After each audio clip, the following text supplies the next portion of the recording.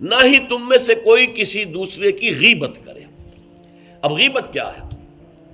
کسی شخص کی غیر موجودگی میں اس کی کوئی برائی بیان کرنا، یہ غیبت ہے۔ یہ ہے اس کی ٹیکنیکل ڈیفینیشن۔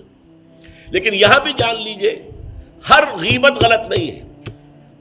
بس اوقات ایسا ہوتا ہے کہ آپ کا کوئی بھائی ہے، وہ کہیں رشتہ کرنا چاہ رہا ہے اور وہاں کے بارے میں آپ کے پاس کوئی معلومات ہیں ایسی جو اس بیچارے کے علم میں نہیں ہے، اور آپ اسے بتاتے ہیں کہ بھائی وہاں یہ معاملہ ہے، ذرا سوچ لو، تو اس میں در حقیقت غیبت نہیں ہے، بلکہ یہ اپنے اس بھائی کو کسی برائی سے بچانے کی کوشش، اس میں اس کے ساتھ نصح اور خیر خواہی کا جذبہ ہے، نہ کہ ان کو بدنام کرنے کا جذبہ۔ اگر کوئی سبب ہے ہی نہیں اور آپ بیان کر رہے ہیں تو یہ غیبت ہے۔ لیکن اگر معاملہ اس طرح کا ہے تو ظاہر بات ہے اسی طریقے سے کوئی کسی قوم کے رہنما ہیں اور بڑی شخصیتیں ہیں، اب ان کے بارے میں یہ ہے کہ پبلک میں اگر آپ کو ان پر تنقید کرنی پڑے تو اس کے اندر بھی دیکھا جائے گا کہ وہاں اس کا ہونا ضروری نہیں ہے، وہ تنقید جو ہے آپ ملک اور قوم کی مصلحت میں کر رہے ہیں۔ تو گویا کہ اس طریقے سے غیبت کی ہر شکل جو ہے وہ حرام نہیں ہے۔ البتہ ایک خیال لوگوں کو بڑا غلط ہے، اور وہ میں ایک حدیث کے حوالے سے اس کا ازالہ کر دینا چاہتا ہوں۔ یہ حضور سے سوال کیا گیا کہ پوچھا گیا کہ غیبت کیا ہے۔ یہ حدیث ہے، مسلم شریف میں بھی ہے، ابو داؤد میں بھی ہے، ترمذی میں ہے، نسائی میں ہے، یہ حضرت ابو ہریرہ رضی اللہ تعالی عنہ سے۔ اور امام مالک نے ایسی ایک حدیث جو ہے موطا میں مطلب بن عبداللہ سے جو ہے روایت کی ہے۔ حضور سے پوچھا گیا کہ غیبت کیا ہے، آپ نے فرمایا ذکرو کا اخاک بما یکرہ، تمہارا اپنے بھائی کا تذکرہ کرنا کسی ایسے اعتبار سے جو اسے ناپسند ہو۔ اگر اس کے سامنے کرو گے اسے ناپسند ہوگا، اس کے علم میں آئے گا کہ میرے بارے میں یہ بات کہی گئی ہے تو اسے ناپسند ہوگی۔ ایسی بات کا اس کی غیر موجودگی میں بیان کرنا۔ اب قیلا کہا گیا، سوال کیا گیا، افرأیتا کہ حضور آپ ذرا غور کیجئے، ان کان فی اخی ما اقول، اگر میرے بھائی میں وہ شے واقعتاً موجود ہے جو میں کہہ رہا ہوں تو کیا اس صورت میں بھی غیبت ہوگی؟ قال، فرمایا حضور نے، غور سے سنیے، ان کان فیہ ما تقول فقد اغتبت ہو، اگر تو اس میں وہ برائی ہے جو تم کہہ رہے تو تم نے غیبت کی، وَإِن لَمْ يَكُنْ فِيهِ، اور اگر نہیں ہے اس میں وہ شے اور تم پھر بھی کہہ رہے ہو ما تقول فقد بہتہ، تو تم نے اس پر بہتان لگایا ہے، یہ تو دوہرا جرم ہو گیا۔ اس میں کوئی خرابی نہیں ہے، برائی نہیں ہے اور آپ بیان کر رہے ہیں تو یہ تو بہتان ہے۔ البتہ کسی میں کوئی برائی ہے، خرابی ہے، نقص ہے تو یہ در حقیقت جو ہے آپ کا اس کی غیر موجودگی میں بیان کرنا یہ غیبت ہے۔ تو اس اعتبار سے غیبت کی جو برائی ہے اس کو اچھی طرح سمجھ لیجئے، اور یہ ہمارے معاشرے کے اندر بہت پھیلی ہوئی ہے یہ شے۔ بلکہ یہ کہا جاتا ہے اور صحیح کہا جاتا ہے کہ وہ کئی کورسز کا ڈنر ہونے کے بعد جو ہے پھر جب گفتگویں ہوتی ہیں تو معلوم ہوتا ہے کہ سب سے زیادہ لذیذ ڈش جو ہے وہ ایک دوسرے کی غیبت ہے۔ اور ہوتا کیا ہے، شادی کا کہیں پر مجمع لگا ہوا ہے اور جو ہے وہ ابھی بارات نہیں آئی ہے یا کوئی اور مسئلہ ہے، بیٹھے ہوئے ہیں، تو جب 3 آدمی بیٹھے ہوں گے تو کسی اور کی غیبت کریں گے، اور جب ان میں سے ایک اٹھ کے چلا جائے گا تو اب یہ دونوں اس کی غیبت کریں گے۔ یہ ہمارے معاشرے کا عام رخ ہے، یہ ہمارا جو ہے یہ گویا کہ سب سے زیادہ ڈیلیشس ڈش جو ہے وہ غیبت ہے۔ تو اس کے لیے شدت کے ساتھ روکا گیا، اور اس کے لیے جو پھر تمثیل دی گئی ہے، اَيُحِبُّ أَحَدُكُم أَن يَأْكُلَ لَحْمَ أَخِيهِ مَيْتًا فَكَرِهْتُمُوهُ، کیا تم میں سے کوئی شخص اسے پسند کرے گا کہ وہ اپنے مردہ بھائی کا گوشت کھائے؟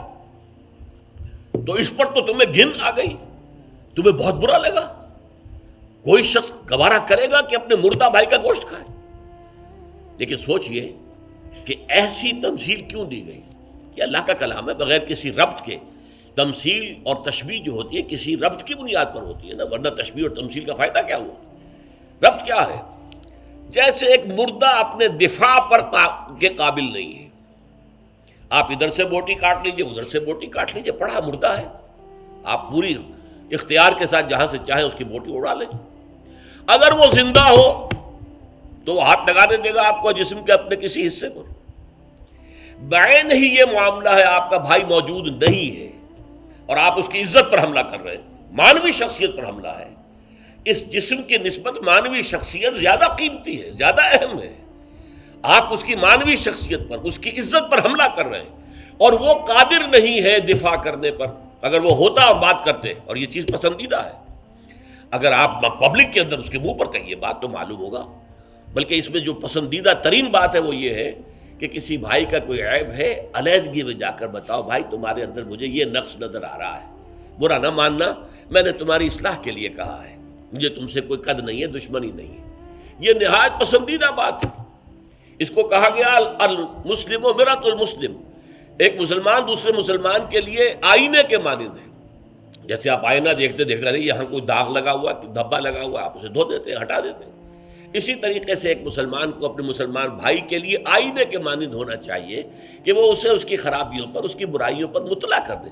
لیکن یہ اطلاع جو ہے یہ ہوگی خلوص کی بنیاد پر، خیر خواہی کی بنیاد پر، اسے ذلیل کرنے کے لیے نہیں، اسے بدنام کرنے کے لیے نہیں، بلکہ یہ کہ اس کے سامنے علیحدگی میں، تنہائی میں بات کی جا رہی۔ البتہ اس کی غیر موجودگی میں بات کی جائے وہ غیبت ہے، اور وہ بالکل صحیح تمثیل ہے جو قرآن نے استعمال کی ہے، صحیح ترین تمثیل ہے۔ اَيُحِبُّ أَحَدُكُمْ أَن يَأْكُلَ لَحْمَ أَخِيهِ مَيْتًا فَكَرِهْتُمُوهُ، کیا تم میں سے کوئی شخص پسند کرے گا اپنے مردہ بھائی کا گوشت کھائے؟ بالکل اسی طریقے سے وہ تمہارا بھائی جو محفل میں نہیں ہے، وہ اپنی عزت کے دفاع پر قادر نہیں ہے۔ اگر وہ ہوتا تو کہتا بھائی آپ غلط کہہ رہے ہیں، آپ کو مغالطہ ہوا ہے، بات یوں نہیں تھی، یوں تھی، کوئی ایکسپلین کرتا، کوئی اپنا دفاع کرتا، کوئی اپنی شخصیت کا، اپنی عزت کا تحفظ کرتا، لیکن وہاں نہیں ہے وہ تو اپنے تحفظ پر قادر نہیں ہے۔ لہذا یہ غیبت در حقیقت معنوی سطح پر وہی شے ہے جو مادی سطح پر کسی مردہ بھائی کا گوشت کھانا ہے۔ فَكَرِهْتُمُوهُ، یہ تو تمہیں بہت برا لگا یہ بات۔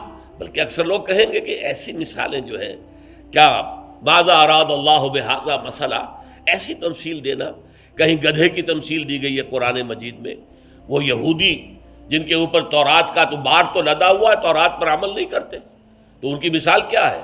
کمثل الحمار یحمل اسفارا، وہ تو ایسے ہے جیسے کہ گدھا ہے، اس کی پیٹھ کے اوپر کتابوں کے انبار لگے ہوئے ہیں، گٹھری باندھ کر جو ہے مکالمات افلاطون لکھی ہوئی ہے، یا انسائکلوپیڈیا برٹانیکا کی گٹھری باندھ کے رکھ دی گئی ہے، اسے کیا فائدہ؟ اسی طرح سورہ اعراف میں کتے کی مثال دی گئی ہے، کہیں مچھر کی مثال دی گئی ہے، کہیں بکری کی مثال دی گئی ہے۔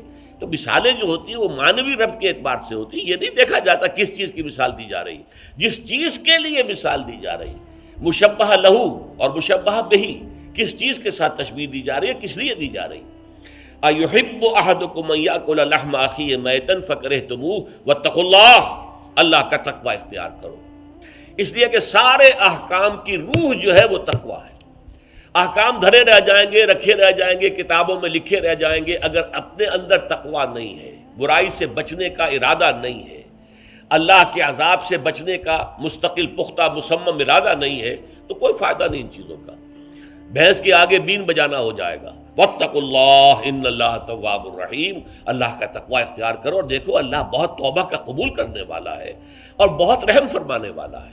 تو دیکھو اگر تمہارے سے یہ خطائیں ہو رہی ہیں، تمہاری شخصیت کے اندر اگر یہ خرابیاں ہیں، تم ان برائیوں کے عادی ہو، تو ان سے اپنے آپ کو پاک کرو، صاف کرو، توبہ کرو، اور اس میں امید دلا دی کہ اللہ تعالیٰ بہت توبہ کو قبول فرمانے والا اور رحم فرمانے والا ہے۔